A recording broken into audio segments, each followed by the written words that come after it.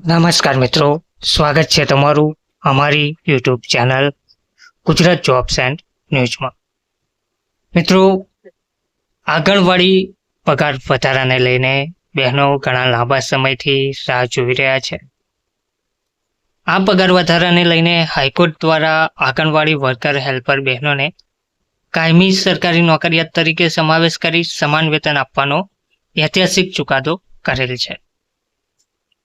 આ ઐતિહાસિક ચુકાદાને આધીન 30 એપ્રિલના રોજ 6 મહિના પૂર્ણ થવા જઈ રહ્યા છે. હાઈકોર્ટ દ્વારા સરકારને આદેશ આપવામાં આવ્યો હતો કે 6 મહિનાની અંદર સરકાર આંગણવાડી બહેનોને લાભ આપે અને તેમના માનદ વેતનમાં વધારો કરી અને વર્ગ 3 અને વર્ગ 4 સમક્ષ ગણવામાં આવે.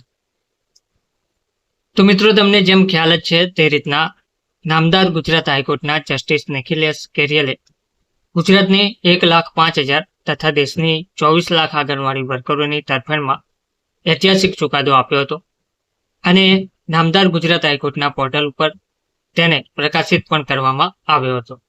તો ગુજરાત હાઈકોર્ટે આંગણવાડી વર્કર તથા હેલ્પરને સ્પષ્ટપણે સરકાર દ્વારા ભેદભાવ કરાતો હોવાનું જણાવી આંગણવાડી વર્કર અને હેલ્પર બહેનોને સરકારી નોકરિયાત તરીકે સમાવેશ કરવા તથા ત્રીજા અને ચોથા વર્ગના કર્મચારીઓને અપાતા સ્કેલ સાથેના લઘુત્તમ વેતન જેટલું વેતન અને તમામ લાભો આપવા માટેના આદેશ કરેલ હતા.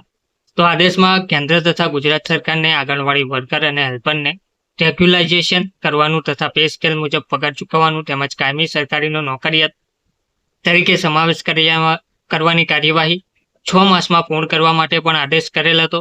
જે આદેશ 30 ઓક્ટોબરના રોજ કરવામાં આવ્યો હતો.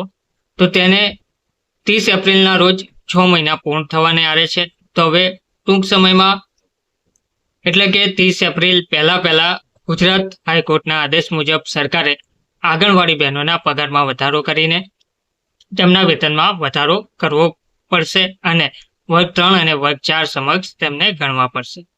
આંગણવાડી વર્કર હેલ્પરને રાજ્ય તથા કેન્દ્ર સરકારના નોકરિયાત તરીકે સિવિલ પોસ્ટમાં સમાવેશ કરવા પોલિસી બનાવવી તેમજ તેથી મળતા તમામ લાભો આપવા આવી નીતિ બનાવતા સમયે Gujarat civil service general rules 1967 મુજબ સિવિલ પોસ્ટમાં આ બહેનોનો સમાવેશ કરવો તે માટે સિવિલ પોસ્ટ ઊભી કરી પે સ્કેલ મુજબના પગાર ચૂકવવા તથા કટ ઓફ ડેટ નક્કી કરી એ દિવસથી એરિયસની રકમ ચૂકવવી આંગણવાડી વર્કરને વર્ગ 3 અને હેલ્પરને વર્ગ 4માં મળતા લઘુત્તમ પગાર ધોરણ પ્રમાણે પગારો ચૂકવવા આ રેગ્યુલર કરવાની સમગ્ર પ્રક્રિયા સરકારે 6 મહિનાની અંદર પૂર્ણ કરવાની રહેશે તેવું સ્પષ્ટપણે જણાવવામાં આવ્યું હતું અને સરકાર રેગ્યુલર કરવાનો નિર્ણય કરે તે દરમિયાન ત્રીજા ચોથા વર્ગના નોકરિયાતને મળતું લઘુત્તમ વેતન ચૂકવવું. C2ના મહામંત્રી અને ગુજરાત આંગણવાડી કર્મચારી સંગઠનના પ્રમુખ અરુણ મહેતા તથા ગુજરાત આંગણવાડી કર્મચારી સંગઠનના મહામંત્રીએ જણાવેલ છે કે આ ચુકાદાથી આંગણવાડી વર્કર અને હેલ્પર બહેનોને માગણી તદ્દન વ્યાજબી હોવાનું સાબિત પણ કરવામાં આવ્યું છે. એટલે કે તેમની માગણી